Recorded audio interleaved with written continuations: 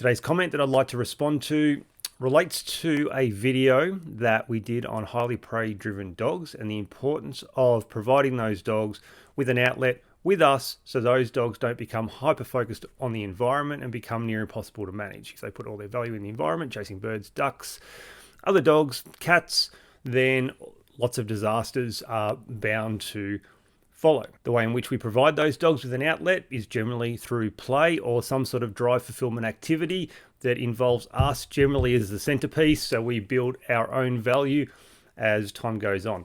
Now, the comment that we got was, my Chihuahua does what he wants. I can't play. He doesn't do toys or fetch, will chase animals, birds on his terms, makes it kind of hard.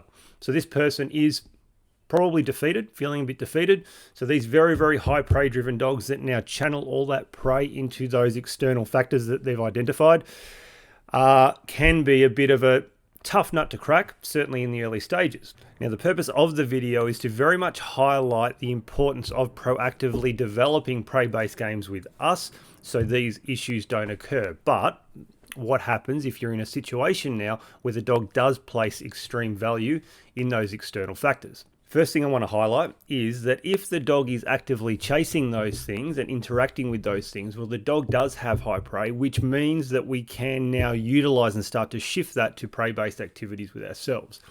We've seen no end of dogs come through our centers that are in this situation.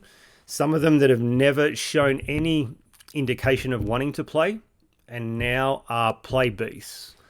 So don't feel disheartened if you're in that situation, because you've got the fuel in the tank. You've got the drivers to then run into play. So it's all there. It's just about creating a process where you can unlock it. Now, the problem with unlocking it is it's not always dead simple. It's not a dead simple process of do this and then it happens.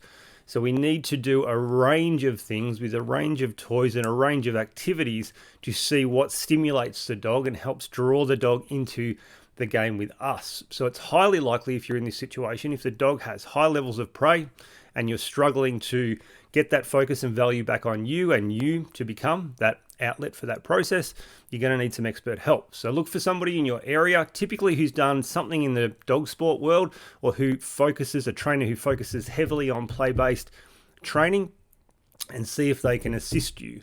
So sometimes it's just a certain type of toy or a certain type of movement, flirt pole with the right activity and toy on the end of it, whatever it may be.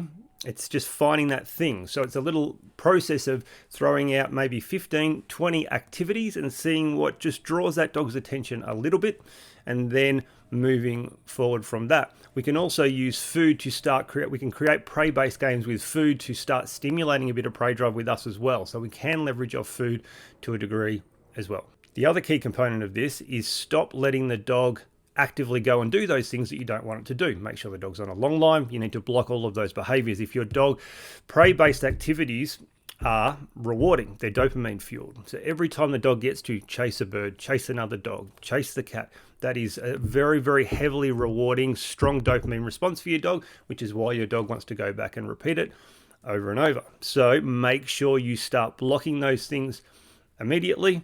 Then see if you can hook up with someone in your area who can start assisting you so you can bring out that play in your dog, but make yourself the focus.